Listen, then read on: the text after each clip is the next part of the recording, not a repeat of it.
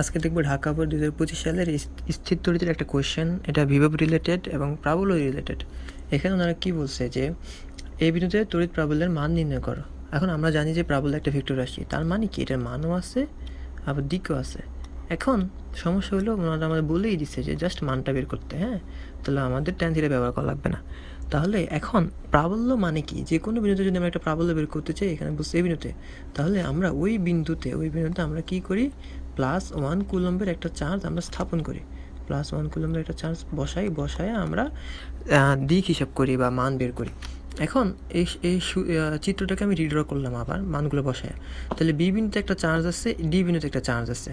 B বিন্দুর চার্জটা positive, D বিন্দুর চার্জটা নেগেটিভ। এখন এই বি বিন্দুর চার্জের জন্য আমাদের এই বিন্দুর যে চার্জটা, এই বিন্দুর চার্জটা কত, +1। কেন? কারণ যে বিন্দুতে আমাদের বিভব প্রাবল্য বের করতে বলবে, আমরা ওই বিন্দুতে একটা +1 কুলম্বের চার্জ বসাবো। তাহলে এই +1 কুলম্বের চার্জ এই +5 কুলম্বের চার্জের জন্য এই দিকে একটা বাধা বা বল অনুভব করবে। ওকে, তাহলে এটার দিক হবে বি এ বরাবর বাইরের দিকে। এবং আর এইখানে যদি ডি বিন্দুর চার্জের জন্য এই বিন্দুর চার্জ আমাদের এডি বরাবর যাবে। কেন? কারণ এই ডি বিন্দুর চার্জটা নেগেটিভ আর এটা পজিটিভ, তাহলে আকর্ষণ হবে ওই দিকে চলে যাবে।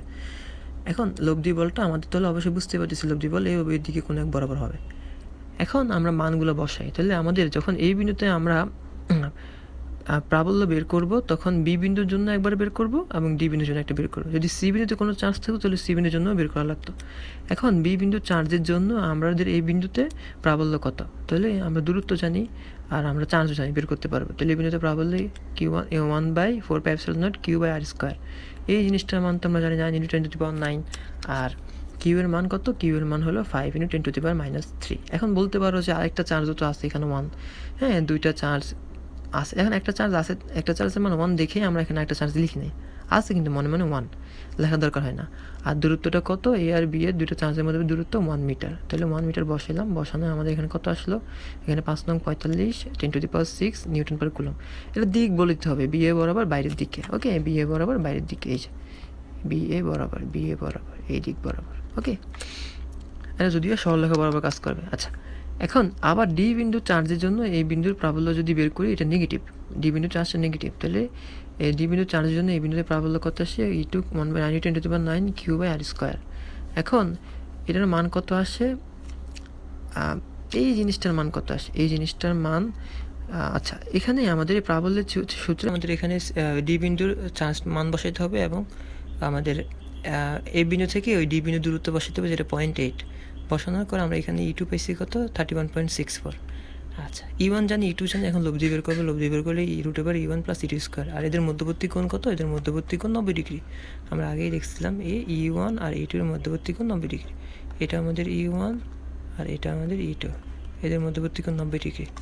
90° বসানোর কারণে আমরা এখানে কত পাইছি, ই এর মানটা পাইছি। আচ্ছা, ই এর মানে এত পাইছি। এখন বি বিন্দুতে ঘয় কি বলছে, বিভব।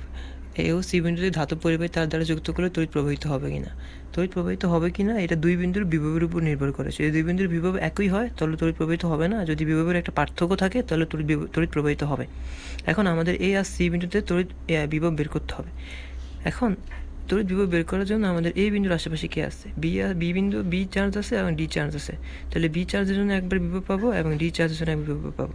তখন আমরা আমাদের এই বিন্দুর মোট বিভবটা পাবো। তাহলে আমরা এই বিন্দুর বিভব কীভাবে বের করবো, VA 1/4πε0 Q/B আর এখানে হবে 1/4πε0 QD/RD, দুইটা চার্জের জন্য যোগ করে দেবো।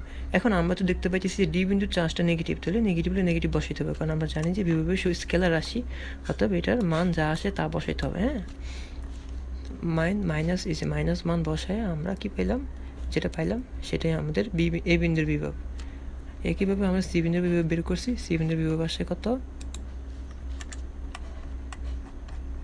সি বিন্দুর বিভব আসে 36। তাহলে দুইটা বিভব আলাদা, তার মানে তড়িৎ পরিবাহী তার দ্বারা যুক্ত করলে তড়িৎ প্রবাহিত হয়।